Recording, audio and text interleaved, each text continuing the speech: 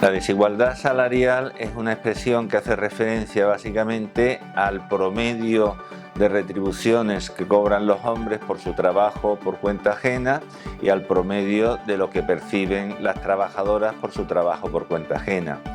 Es un hecho real e incontrovertible de que el promedio del salario, de las remuneraciones en conjunto de trabajadores de uno y otro sexo no es equivalente, no es igual, sino que las mujeres de promedio cobran menos. A esto se refiere el término desigualdad salarial, que es el dato objetivo de una percepción en importe inferior, que es un término distinto al de discriminación salarial, que es cuando esa desigualdad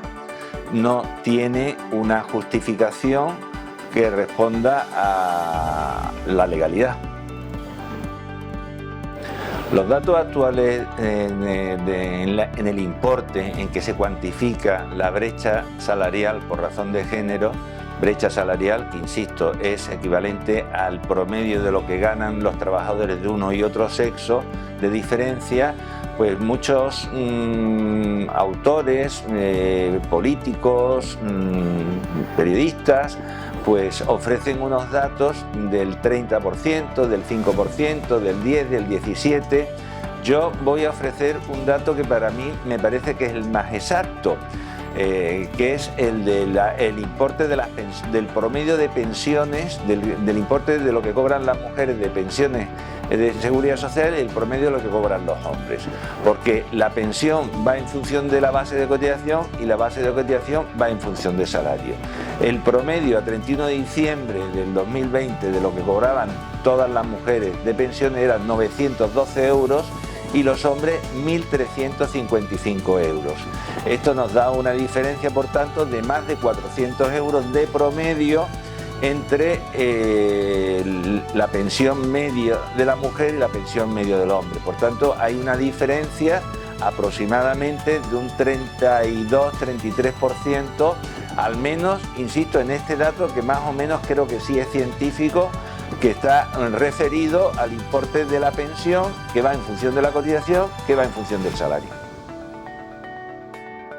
Pues los motivos principales por los que hay desigualdad salarial, insisto que no significa necesariamente discriminación salarial, son muy variados, pero en aras de la concreción y a título de resumen, pues podríamos cifrarlos básicamente en lo que se llama las profesiones masculinizadas y profesiones feminizadas. Es un hecho real de que hay determinadas profesiones oficios que son desempeñadas mayoritariamente por hombres y otras mayoritariamente por mujeres,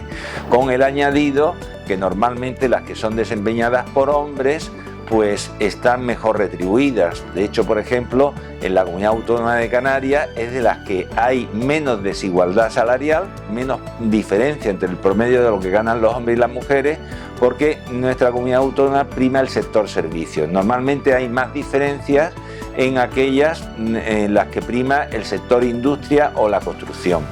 Un segundo motivo es porque es lo que se llama el techo de cristal. Hay el tema de la promoción profesional. Hay muchas menos mujeres que ocupan puestos de dirección, de jefatura, de gestión en las empresas. Y luego a nivel macroeconómico no podemos olvidar que es que el 75% de los contratos que se hacen a tiempo parcial por horas son desempeñados por mujeres y no por hombres. Evidentemente, si trabajas menos horas que el que trabaja a tiempo completo, e insisto, esto afecta más a las mujeres que a los hombres, esto determina que posteriormente en las grandes cifras macroeconómicas pues nos resulte esa diferencia salarial, esa desigualdad salarial entre los trabajadores de uno y otro sexo.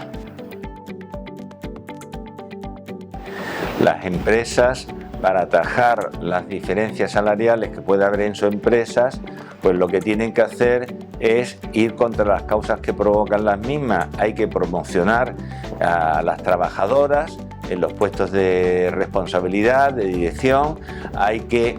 procurar la colocación y contratación de trabajadores, de trabajadoras en profesiones tradicionalmente masculinizadas. Yo sé que ahí hay un problema, porque en las distintas ramas de la formación profesional y en los estudios, pues es cierto de que hay una deriva y una preferencia de estudiantes de uno y otro sexo hacia unas y otras ramas de la formación profesional.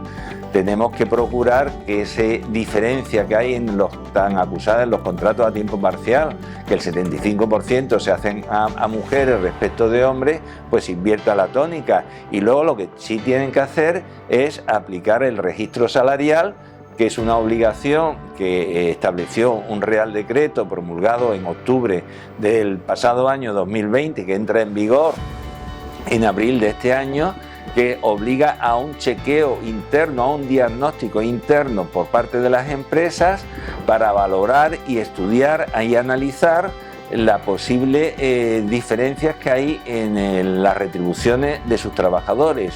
Todos nos pensamos que somos santos, puros e inmaculados, que cumplimos perfectamente la normativa o que estamos sanos, pero cuando vamos al médico, pues el médico nos hace un análisis lo primero y a través de ahí se sacan consecuencias. Pues a través del registro salarial y del diagnóstico, pues se sacarán consecuencias para que las empresas tengan que arbitrar las medidas que sean necesarias.